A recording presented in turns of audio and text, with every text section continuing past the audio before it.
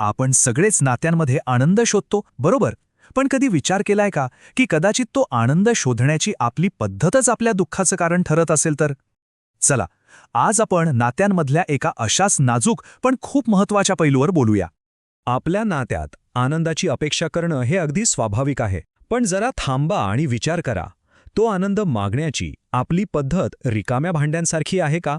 म्हणजे असं की आपल्या आत एक पोकळी जाणवते आहे आणि ती भरण्याची पूर्ण जबाबदारी आपण नकळतपणे आपल्या जोडीदारावर टाकतो रे का? तुम्हाला माहीत आहे का, या भावनेला मानसशास्त्रात एक खास नाव दिलं गेलं आहे.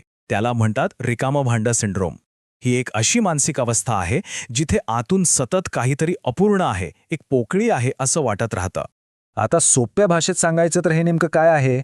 जेव्हा आपण आपल्या आनंदाचा स्रोत स्वतःमध्ये शोधायच्या ऐवजी तो बाहेर शोधायला लागतो, विशेषतः आपल्या जोडीदारामध्ये, तेव्हा त्याला रिकामं भांडं सिंड्रोम असं म्हणतात. आणि याचमधून मग ते भावनिक अवलंबित्व सुरू होतं. मग याला ओळखायचं कसं?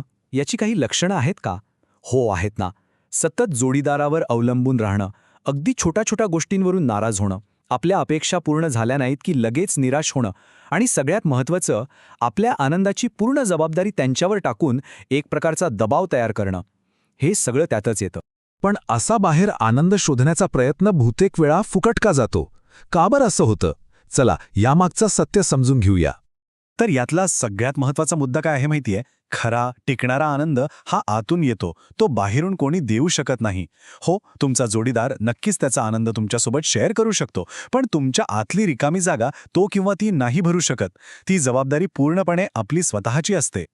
या दोन मानसिकतेमध्ये ना अक्षरशः जमीन आसमानाचा फरक आहे. बघा, एकीकडे आहे रिकामं भांडं, जे सतत मागतं, सतत अपेक्षा करतं आणि पूर्णपणे अवलंबून राहतं. आणि दुसरीकडे आहे भरलेलं भांडं, जे आत्मनिर्भर आहे, स्वतःच्या आनंदात खुश आहे आणि तो आनंद इतरांसोबत वाटून घेऊ इच्छितं. पण मग प्रश्न येतो की ही आतली पोकळी येते तरी कुठून? याचं मूळ कारण काय आहे? गंमत म्हणजे याचं उत्तर आपल्या आजूबाजूच्या आधुनिक जीवनशैलीत आणि निसर्गाशी तुटलेल्या नात्यात दडलेलं आहे. आजची आपली लाईफस्टाईल बघा, धावपळीची. या धावपळीत आपल्या निसर्गाशी जे एक सहज नातं होतं, ते जवळजवळ तुटून गेलं आहे. यालाच नेचर डेफिसिट किंवा निसर्गाची कमतरता असंही म्हणतात. आणि हीच कमतरता आपल्या आत एक अशी पोकळी तयार करते, जी आपण नात्यांसारख्या बाहेरच्या गोष्टींनी भरण्याचा केविलवाणा प्रयत्न करतो. मग आता यावर उपाय काय? आपलं स्वतःचं भांडं भरायचं कसं? याचं उत्तर खरं तर खूप सोपं आहे आणि आपल्या अगदी जवळ आहे, ते म्हणजे निसर्ग. ओके, निसर्ग. पण मग निसर्गात किती वेळ घालवायचा? काही नियम आहे का? यावर काही अभ्यास झालाय का? तर हो, नक्कीच झाला आहे. फक्त एक आकडा लक्षात ठेवा, 120. युनिव्हर्सिटी ऑफ एक्सेटरच्या एका मोठ्या संशोधनानुसार हा आकडा खरंच खूप महत्त्वाचा आहे. तर हे संशोधन काय सांगतं? ते सांगतं की जे लोक आठवड्यातून किमान 120 मिनिटं म्हणजे फक्त 2 तास निसर्गाच्या सानिध्यात घालवतात, त्यांचं मानसिक आणि शारीरिक आरोग्य इतरांपेक्षा खूपच चांगलं असतं. आणि हे काही उगाच बोललेलं नाहीये, तर हजारो लोकांच्या अभ्यासातून सिद्ध झालेलं सत्य आहे. अगदी गुरुदेवांनी सुद्धा त्यांच्या मानवीय विद्युत या पुस्तकात काय सुंदर म्हटलंय, निसर्ग हा परमात्म्याचा प्रत्यक्ष आविष्कार आहे, त्याच्या सान्निध्यातच आंतरिक शांती आणि ऊर्जेचा खरा स्रोत मिळतो. म्हणजे बघा, निसर्गाशी एकरूप होणं म्हणजे एक प्रकारे स्वतःच्या आतल्या ऊर्जेशी एकरूप होण्यासारखंच आहे.